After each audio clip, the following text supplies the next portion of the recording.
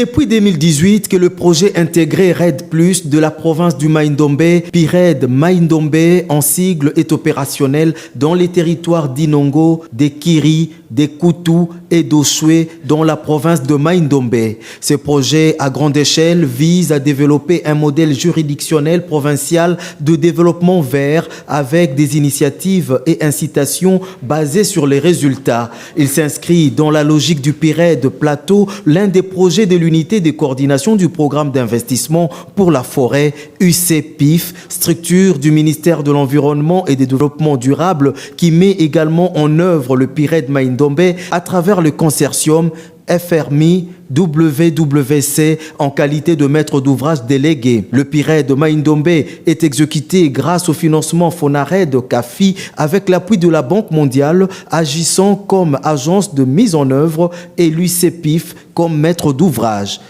La stratégie nationale RED+, qui est en fait la vision, qui détermine la vision globale de l'État, du gouvernement en ce qui concerne la gestion durable de ressources forestières en RDC. Et cette stratégie déclinait toute une série, n'est-ce pas, piliers ou de moteurs directs et indirects qui intervenaient dans le secteur de forêt. C'est grâce alors aux actions que le gouvernement a menées avec ses partenaires, notamment la Norvège, que le premier financement du FONARED est arrivé en 2016. Et ce financement d'environ 200 millions a permis la capitalisation du Fonds national RED, du FONARED, et également la mise en œuvre, n'est-ce pas, d'une série de programmes. Au total, jusqu'à ce jour, on a mis au total 17 programmes en œuvre, et dont des programmes qu'on appelle des programmes intégrés, les PIRED, comme celui de Mai-Ndombe, et des programmes sectoriels. Ce sont des programmes en prise provinciale qui sont mis donc en œuvre dans une province bien déterminée. Dans le cadre de la mise en œuvre des activités du PIRED Mai-Ndombe, il est prévu notamment la réalisation des investissements structurants d'intérêt communautaire. Nous citons entre autres la réalisation et l'entretien des routes, la construction de ponts ainsi que la construction de bureaux du projet en matériaux durables. À Inongo, le coup d'envoi des travaux pour la construction de bureaux du projet a été donné par le gouverneur ad intérim Jacques Mbombaka.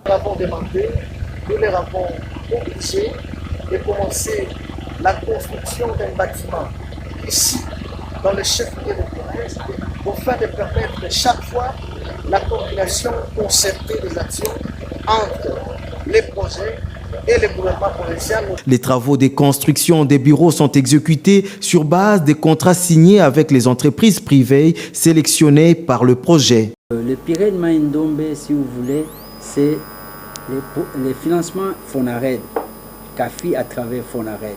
C'est en fait un financement qui vient compléter pour la province Mai-Ndombe les investissements qui étaient faits dans les plateaux avec les PIF.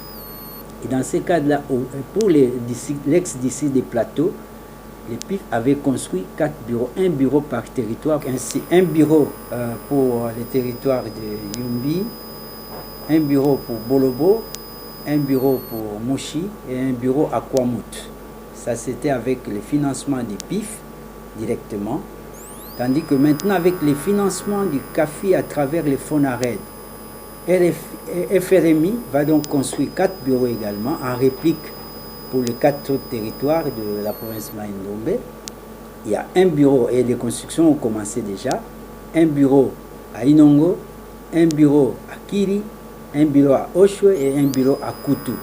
Ce sont les 4 bureaux que le projet va construire avec le financement CAFI à travers la Banque mondiale. Et c'est FRMI qui est en charge de ces constructions. Nous allons construire directement les bureaux de Kutu. La construction des ponts et l'entretien des routes est assuré par l'Office des routes qui a également signé un contrat avec le projet. Parmi les objectifs principaux du PIRED Mai-Ndombe, nous avons le désenclavement de la province de Mai-Ndombe. Ça veut dire qu'on doit faire également des investissements structurants qui permettraient notamment d'assurer l'évacuation des produits agricoles de la province, notamment par route. Et donc, un des axes prioritaires par rapport à cet objectif, c'est l'axe Mbali-Masiambio, à peu près 240 km. Et là-dessus, Il y a des ponts à construire, il y a des digues à recharger, il y a des routes qu'il faut entretenir. Il y a également le bac, qu'on doit mettre le bac à Lidiba là-bas. Il s'agit d'un contrat qui permettra de bénéficier de l'expertise de l'Office des routes pour la construction des ponts, pour l'entretien des routes. Il y a des ponts en béton armé, il y a des ponts en bois, et donc également pour notamment le rechargement des digues. Près $1 million, mais ça pourrait également prendre plus d'ampleur que cela parce qu'il y a beaucoup de travaux qui peuvent être faits pour le Maïndo. Outre les investissements structurants d'intérêt communautaire, le PIRED Maïndombe met en œuvre les activités notamment en vue de renforcer les capacités des services techniques déconcentrés, renforcer les chaînes de valeur des cultures pérennes et supporter les populations vulnérables, soit les populations autochtones.